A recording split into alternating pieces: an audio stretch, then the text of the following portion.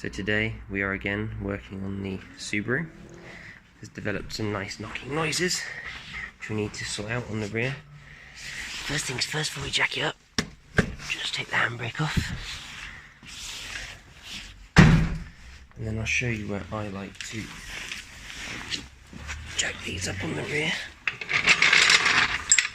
A lot of people like to go up on the diff.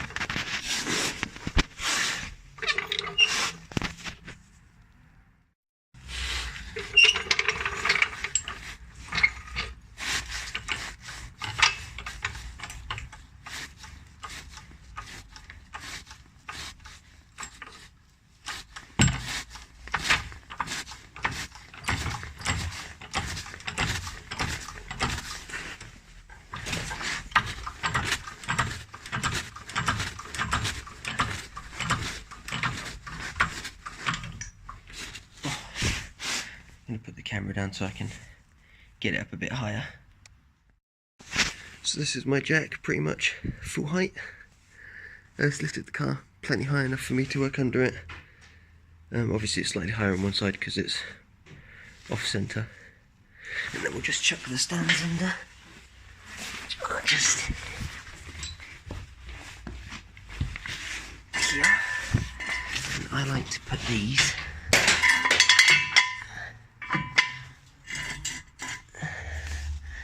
just there, underneath that pinch weld. Just been a bit mashed over the years, but it's still going to do its job for us today. And then the same again on the other side.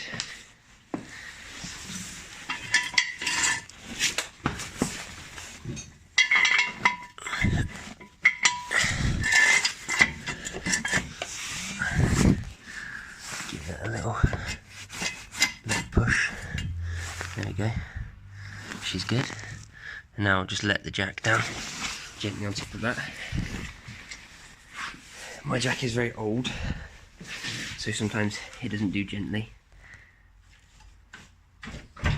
Yeah, it didn't do gently that time either. Never mind. It's better to do it gently because they could potentially come off the stands. You can leave the jack in place with a little bit of extra support. I just prefer to take it out basically. Just gives me a little bit more space underneath. But you may do what you want. People always say give the car a shake, make sure it's steady. Definitely do that.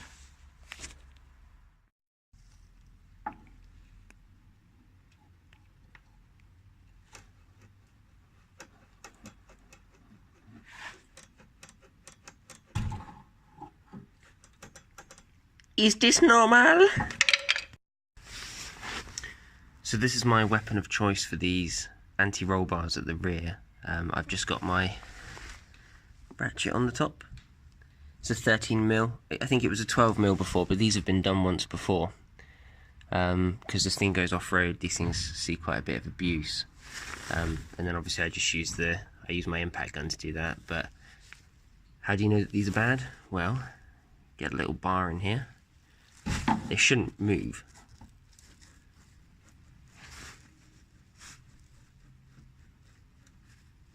As you can see, there's quite a lot of movement. You can even hear it as well.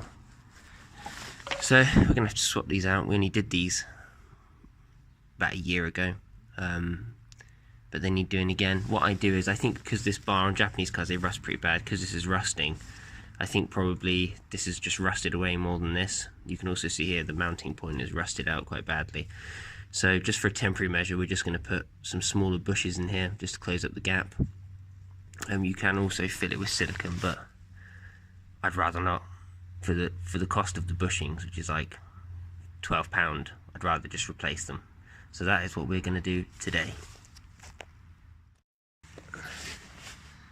So I like to do one side at a time, so once I've loosened these off, I like to try and take these off carefully, because I'll probably just reuse these because these are stainless steel. They didn't come with the last set of bushes. I put these on myself. So I'll hang on to these.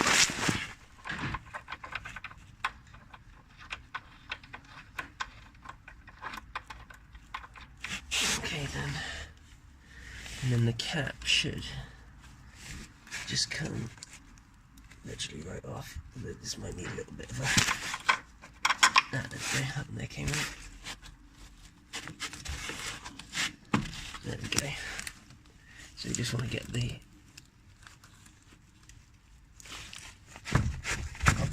cap off first. It's not playing ball.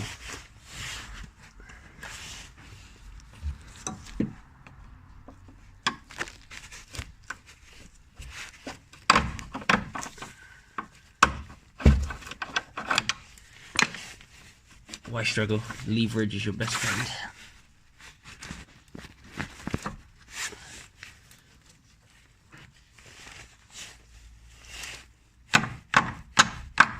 Oh, come on, you stupid bolt.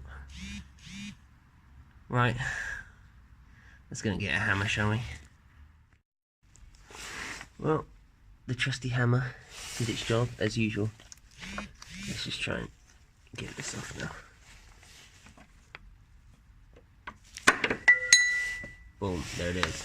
This has a split in it, this style of bushing, so we'll just pull that off. There we go. And now that's ready to accept our new one. We'll probably just do this whole side first, and then we'll move over to the next side. Otherwise the whole bar will be flapping around, and I don't really want that. So these are my new parts. These are my new bushes. They're 2mm smaller. I think they might be a bit tough to put on, but I'd rather put on ones that are a bit smaller that are going to last than try and put on some bigger ones that are going to last 5 seconds, because these are going to see some really intense use. Also got some grease in there for installation, which is nice. And I got this from Import Car Parts in the UK, and they also sent me spare bolts. I won't need these, but I'll hang on to them. Obviously I will need the caps because the bushings are smaller. I don't know if it's just that they're a smaller internal diameter or if the whole cap is smaller, but just in case I decided to get these as well. It was nice that it came with this little fixings kit. So many parts you buy these days don't come with any bolts and you have to reuse what you've got, which is like not ideal. And these are main dealer parts and they were not expensive, so I'm kind of surprised at that and very happy.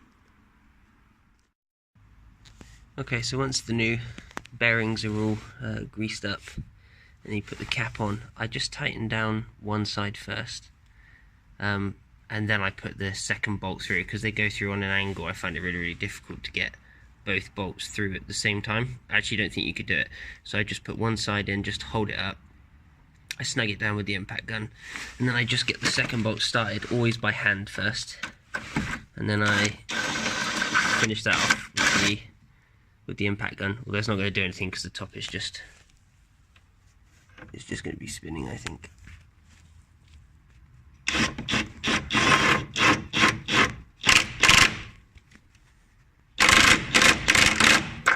And there we go. And that is, well, that's done now. Now I just need to do the other side, and then we'll drop it down on the ground and see if it feels any different. Oh no, before we do that,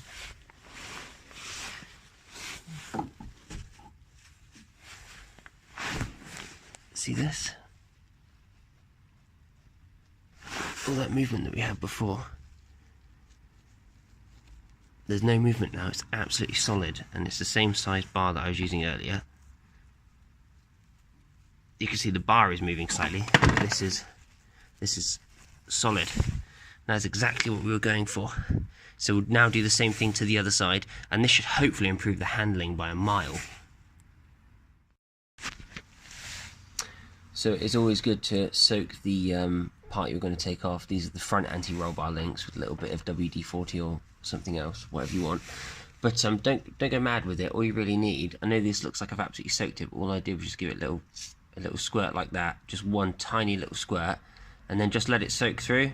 And same down the bottom, just one tiny little squirt, let it soak through, and that's all you need. You know, if you stand here, like, I mean, you can do this if you really want to, like spraying it like this, but you're just wasting so much fluid. I know it's not mega expensive, but there's no point in throwing money away. A can like this, if you were doing DIY stuff, could last you for like a year or so. So if you take care of it, rather than buying another can for every job that you do because you keep wasting it, just you know, be a bit more careful. So I'm not sure if this is gonna work or not. I've already broken this loose with my ratchet. We're just gonna see if we can. Now you can see the head of that is turning. So what we need to do is, you can see down here, they're just turning together. So what we need is, we need the ratchet on here. These are both 12mm. Need the ratchet on here. There we go, ratchets on there. We need to hold that somehow. No. Okay, I'm gonna have to do this off camera. I can't do it with one hand.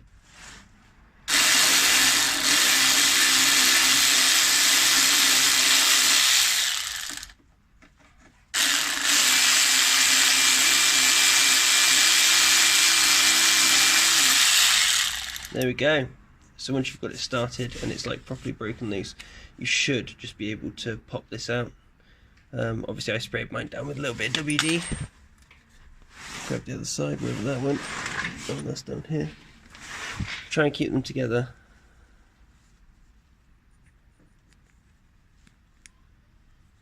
If you can. This will make reassembly a lot easier. If you just pop them back together, you don't have to worry about losing anything then. You know, this is the lower one because it's 12mm on both sides. Simple. Okay, so the unthinkable happens, and that is that you have just snapped off a bolt. Clean snapped it off. This is one of the old bolts from the front anti-roll bar link.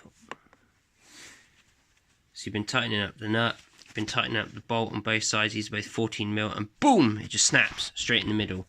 Well, what do? You need it working. Well, this is like one of the things you can expect when you're working on cars. These things do happen.